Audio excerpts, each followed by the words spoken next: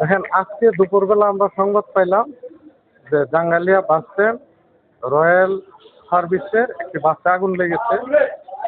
আমরা সংবাদটি পেয়ে তাৎক্ষণিক ফায়ার সার্ভিসকে অবহিত করি। আমাদের যে মোবাইল টিম আছে থানা এবং ফাঁড়ির উভয় টিমকে আমরা খবর দিই। উভয় টিম ঘটনাস্থলে আসে, আমরাও আসি।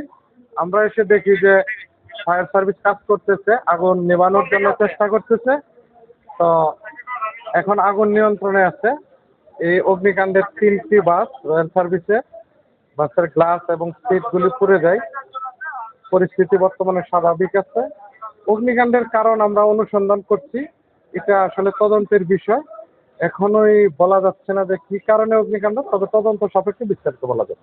কতদিন যাবত থেকে এগুলো এখানে পড়ে আছে? এই বাসগুলি বেশ কিছুদিন যাবত এখানে, প্রায় 8 মাস থেকে 1 বছর হবে এখানে আছে এবং বাসগুলি পরিত্যক্ত অবস্থায় আছে। একটা বিষয় আসছে যেখানে মাদকসেবীকে আড্ডা দিচ্ছে যখন বাসে দিচ্ছে। এ বিষয়ে আমরা যখন তদন্ত করব, এই বিষয়টা আসবে তদন্তে। কেন আগুন লাগলো, কারা লাগালো, ডিটেলস চলে আসবে।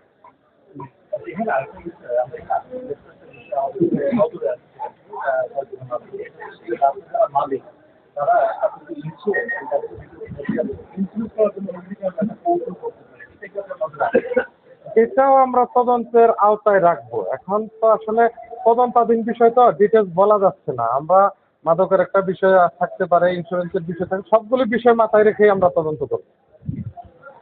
বাসগুলো কি সচল ছিল না এখানে ডাম্প করা ছিল? বাসগুলি অচল, এগুলি দীর্ঘদিন যাবৎ পরিত্যক্ত অবস্থায় আছে।